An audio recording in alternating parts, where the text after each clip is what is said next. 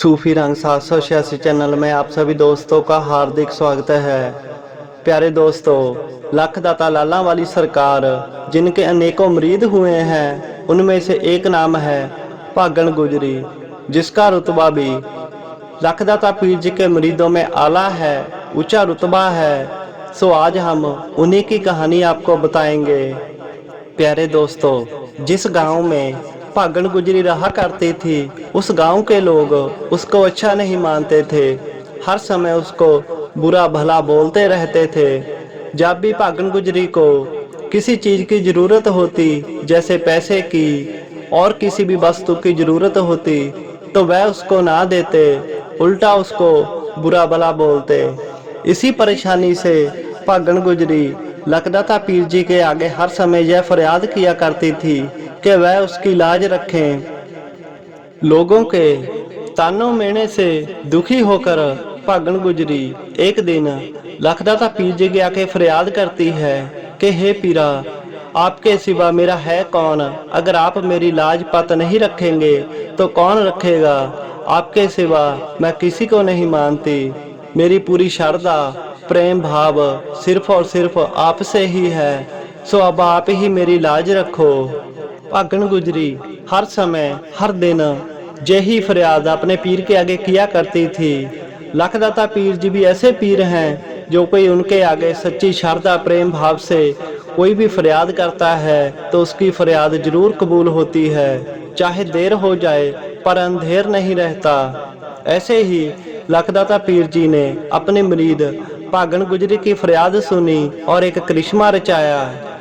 एक दिन भागण गुजरी क्या देखती है कि लखदाता पीर जी के अन्य मुरीद लखदाता पीर जी का नाम लेते हुए जा रहे हैं। उन मुरीदों को देखकर भागण गुजरी भागी भागी उनके पास गई और जाकर बोली कि आप लखदाता पीर जी के मुरीद हो, मैं भी उन्हीं को मानती हूँ। अगर आप मेरी विनती कबूल करें, इस समय का रूखा मीसा भोजन आप मेरे घर पे खाए।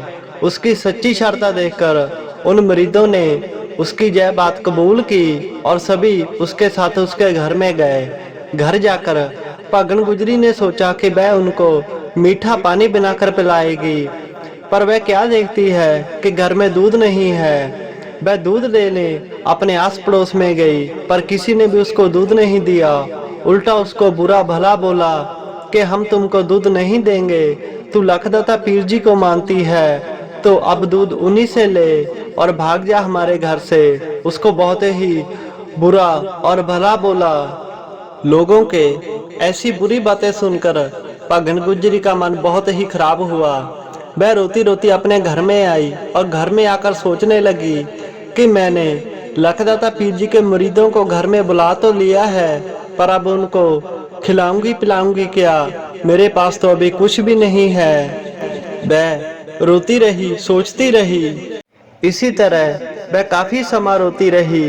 रोते रोते वह लखदाता पीर जी को याद करने लगी कि ऐ सखी सरबर पीर, अब सारी दुनिया ने ही मुझे ठुकरा दिया है। सभी लोग तेरे नाम से मुझे मिलने देते हैं और बुरा भला बोलते हैं। अब आपको ही मेरी लाज रखनी पड़ेगी, आपको ही मेरी बेड़ी बनने लगानी पड़ेगी। वह काफी समय लखदाता पीर जी को याद करके ऐसे ही फरियाद करती रही। उसकी श्रद्धा और लगन देखकर स्वयं लखदाता पीर जी वहां पर हाजिर हुए। भागण गुजरी के कानों में एक आवाज आई कि ऐ भागण गुजरी, तू घबराती क्यों है? क्या तुमको अपने पीर पे यकीन नहीं है, विश्वास नहीं है? तू ऐसे रो मत। एक बाल्टी उठा और किसी भी अवसर झोटी के नीचे बैठ जा। अपने पीर को याद करके दूध चो। आज तेरा पीर तेरी लाज रखेगा, तेरी इज्जत रखेगा।